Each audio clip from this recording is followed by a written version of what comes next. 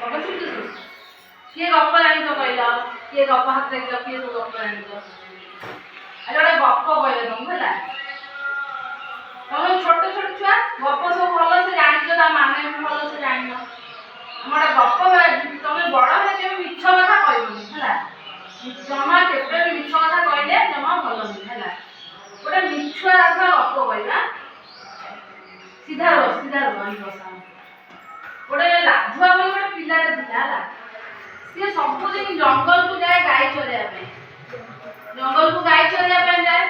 ଗାଁ ଲୋକମାନେ ସମସ୍ତେ ଦେଖନ୍ତି ଗାଈ ଚରେଇବା ପାଇଁ ଯାଏ।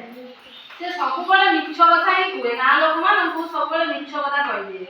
ଗାଈ ଚରେଇବାକୁ ସବୁଦିନ ଯାଇକି ଗଛ ଉପରେ ବସିକି ଲୁଚିଯିବ। ସମସ୍ତଙ୍କୁ କହିବ ଯେ କି ମତେ ବାଘ ଖାଇଗଲା ବୋଲି ସବୁବେଳେ କୁହେ। ଦିନେ କଣ ହେଇଛି ନା, ସେ ଜଙ୍ଗଲକୁ ଯାଇଛି ଗାଈ ଚରେଇବା ପାଇଁ।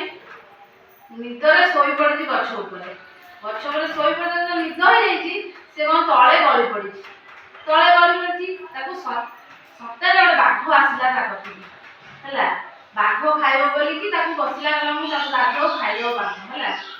ସେଠୁ ଗାଧୁଆ ନିଦ ଭାଙ୍ଗିଗଲା। ଦେଖିଲା ବାଘ ସେ ପୁରା ଡରିଗଲା।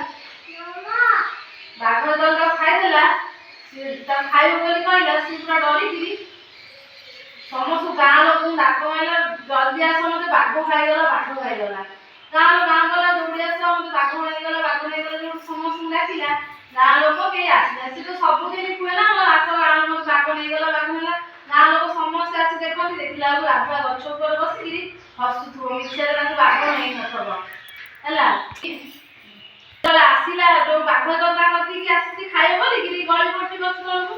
ସେଠୁ ଡାକ ମାରିଲା, ଦୌଡ଼ି ଆସ ମତେ ବାଘ ଖାଇଗଲା ହେଲା। କିନ୍ତୁ ଗାଁ ଲୋକ ତା କତିକି ଜମା ବି ଆସିଲେନି। କଣ ପାଇଁ ଆସିଲେନି କହିଲ? କଣ ପାଇଁ ଆସିଲେନି କହୁନ? ସେ ସବୁଦିନ ମିଛରେ କହିକି ଲୋକମାନଙ୍କୁ ଡାକେ ଯେ କି ମତେ ହତରେ ବାଘ ଖାଇଗଲା। ଲୋକମାନେ ସବୁଦିନ ତା କତିକି ଆସନ୍ତି। ଦେଖିଲା ବେଳକୁ ରାଧୁଆକୁ ବାଘ ଖାଇନଥାଏ। ସେ ଗଛ ଉପରେ ବସିକି ହସୁଥାଏ। ସେଇଥିପାଇଁ ତା କତିକି ଯେତେବେଳେ ସତରେ ବାଘ ଆସିଲା ରାଧୁଆ କତିକି, ସିଏ ତାକୁ ରାଧୁଆ ଡାକିଲା ଲୋକମାନଙ୍କୁ, ରାଧୁଆ ସେଇଥିପାଇଁ ଆସିଲାନି ତା କତିକି। କଣ ପାଇଁ ଆସିଲାନି? ସେ ସବୁଦିନ ମିଛରେ କୁହେ ବୋଲିକିରି ସେ ସତରେ ଯୋଉଦିନ ବାଘ ଆସିଲା, ସେଇଥିପାଇଁ ରାଧୁଆ କତିକି କେହି ଆସିଲେନି।